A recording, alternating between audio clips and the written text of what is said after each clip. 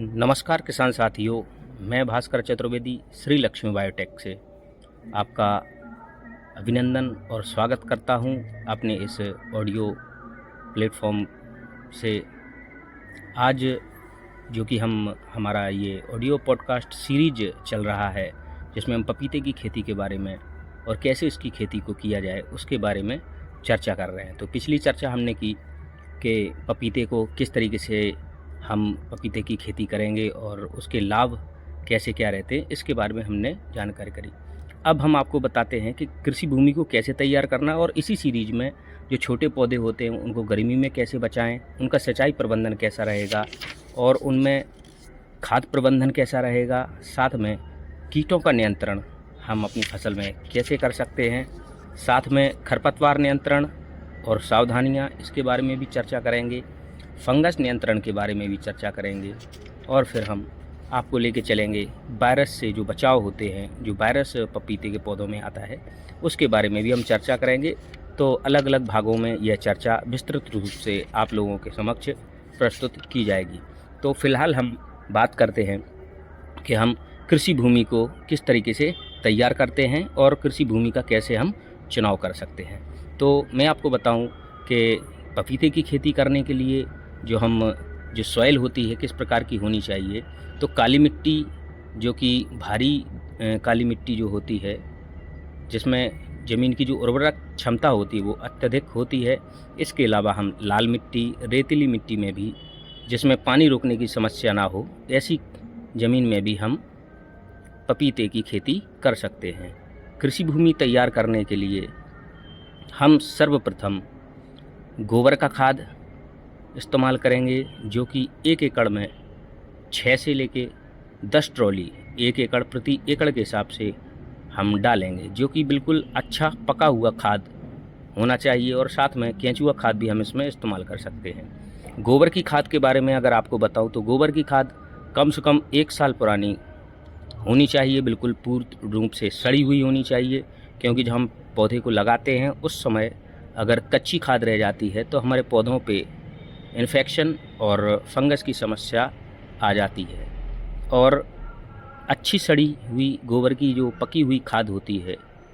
जिसमें जब मौसम बदलते समय रोगों से लड़ने की क्षमता भी अधिक होती है,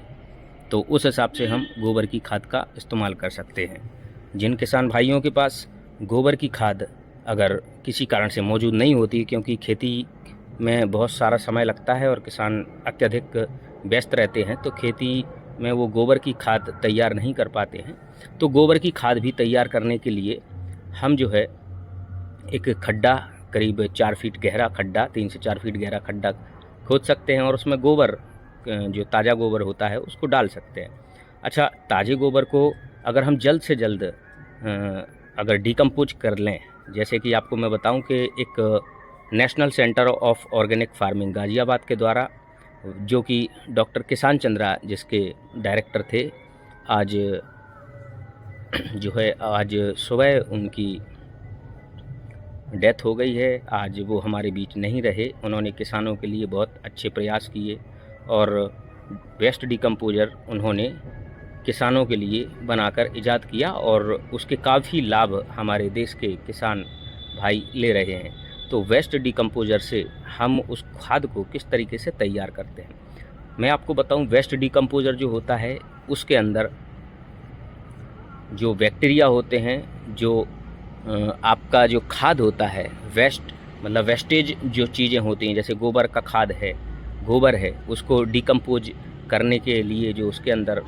कार्बन फिक्सिंग बैक्टीरिया होता है, वह वेस्ट डिकम्पोजर के भी अंदर रहता है। तो कार्बन फिक्सिंग बैक्टीरिया जल्द से जल्द गोबर को सड़ाने का काम करता है। हम वेस्ट डिकम्पोजर का एक जेल आती है, जिसको हम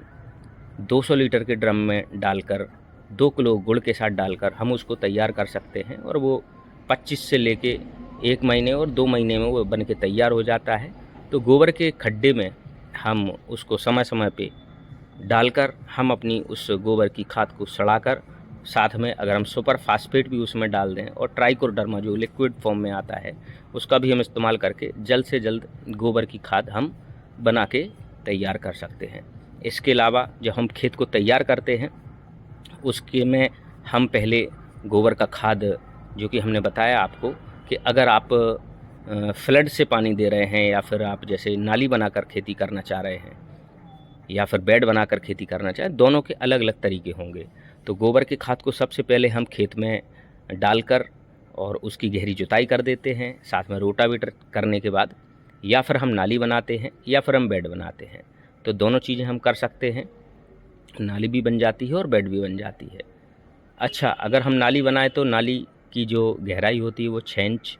होती है और नाली में पौधा जो हम लगाते हैं वो नाली के एक साइड किनारे पे लगाते हैं, जिससे पानी का जो बहाव होता है उससे पौधे को परेशानी ना हो, और जो गर्मी ज़्यादा जिस क्षेत्र में पड़ती है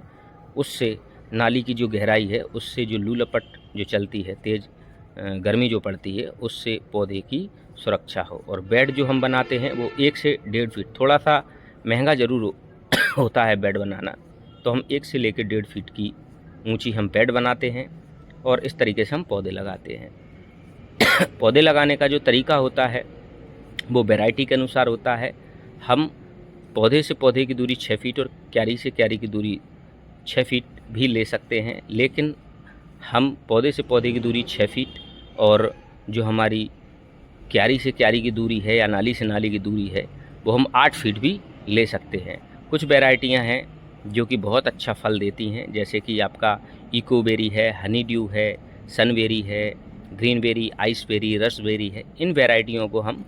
पौधे से पौधे की दूरी 6 फीट या पौधे से पौधे की दूरी 5 फीट और क्यारी से क्यारी की दूरी या नाली से नाली की दूरी हम 10 फीट भी ले सकते हैं।